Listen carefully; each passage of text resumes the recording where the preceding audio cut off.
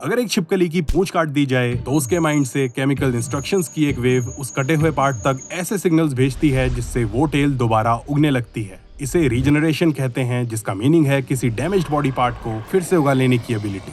Nature में इस ability वाले कुछ और जीव भी हैं, जैसे स्टारफिश और सैलेमेंडर, जो अपने कटे हुए हाथों को भी फुली रीडेवलप कर लेते हैं। अब जब ये एबिलिटी रियलिटी में इतनी तगड़ी हो सकती है तो जरा सोचिए कि एससीपी यूनिवर्स में रीजनरेशन क्या कमाल दिखाएगा।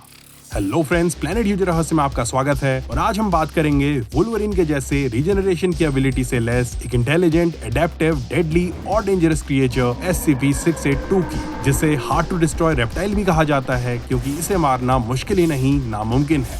बाकी आगे बढ़ने से पहले चैनल को सब्सक्राइब करके बेल आइकन दबाकर ऑल पर क्लिक जरूर कर लें ताकि आपको हमारी नई वीडियोस की नोटिफिकेशंस मिलती रहें।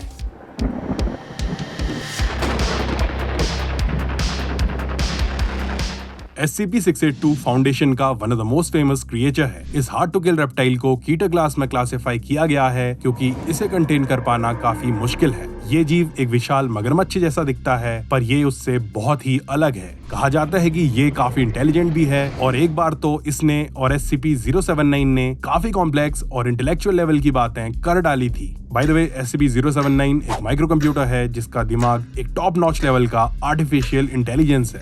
Now coming back to SCP-682, तो कंटेनमेंट के दौरान लिए गए काफी इंटरव्यूज से पता चला है कि ये सभी जिंदा जीवों को बहुत हेट करता है और इसी वजह से शायद ये सबको मारने पर तुला है। बाकी इसकी स्ट्रेंथ, स्पीड और रिफ्लेक्सेस का तो मानो कोई जवाब ही नहीं है। अगर बात करें इसके बॉडी साइज की तो वो घटता बढ़ता रहता है डिपेंडिंग अपॉन कि ये क्या और कितना खाता है।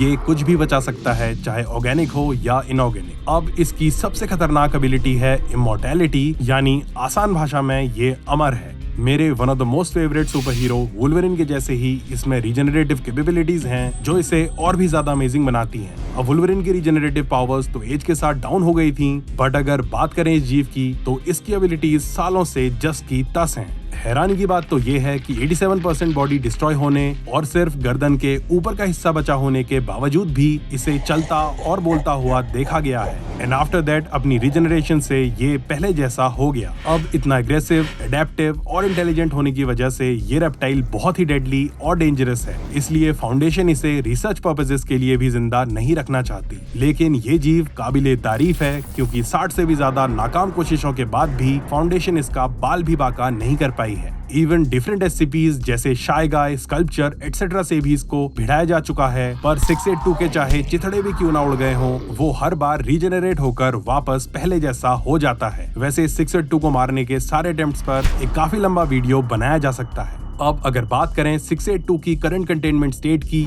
तो करेंटली इसे 5 metre by 5 metre by 5 metre के चेम्बर में रखा हुआ है जो HCl यानी हाइड्रोक्लोरिक एसिड से भरा हुआ है। 682 उसी में रहता है और ये एसिड उसकी बॉडी को डिस्ट्रॉय करता रहता है, बट अपनी रीजनरेटिव कैपेबिलिटीज की वजह से इसकी बॉडी रिकवर होते रहती है। फाउंडेशन का कहना है कि ये कंटेनमेंट प्रोसीजर बहुत जरूरी है क्योंकि इसे मारा तो नहीं जा सकता और अगर इसे नॉर्मल सेल में रख देंगे तो वो काफी खतरनाक होगा क्योंकि ये कई बार कंटेनमेंट ब्रीच कर भाग चुका है और हर बार फाउंडेशन को जान माल का काफी भारी नुकसान उठाना पड़ा है। So it's in the best interest of everyone कि ये तेजाब में ही डूबा रहे। अब जैसे कि मैंने आपको थोड़ी देर पहले बताया था कि ये लाइफ से, जिंदा जीवों से बहुत ही नफरत करता है, पर इसमें भी एक एक्सेप्शन है, SCP-053 यानी द यंग गर्ल। अब इन दोनों की दोस्ती के किस्से तो फाउंडेशन की दीवारें ही बयां करती हैं, पर वो कहानी कभी और। तो फ्रेंड्स, ये थी hard to destroy reptile SCP-682 की कहानी। बाकी अगर आप इसके बारे में और भी जानना चाहते हैं, जैसे क्या हुआ जब डिफरेंट SCPs को इसे मारने के लिए भेजा गया, यंग गर्ल और इसकी दोस्ती का सीन क्या है, एटसेट्रा, तो कमेंट्स में पार्ट 2 लिखकर हमें जरूर बता देना। और आज का लाइक एम रखते हैं 1000 लाइक्स, जो आई नो कि बहुत ही ज्यादा है, लेकिन चलिए देखते हैं कि क्या हम कामयाब हो पाएंगे। बाकी क्या आपके पास SCP-682 को मारने का कोई इफेक्टिव तरीका है? अगर हाँ, please be sure to tell us in the comments. और ऐसे ही रहस्यमयी जीवों के बारे में जानने के लिए प्लेनेट यूजर रहस्य को सब्सक्राइब करके बेल आइकन दबाना मत भूलिएगा। Thanks for watching the video friends.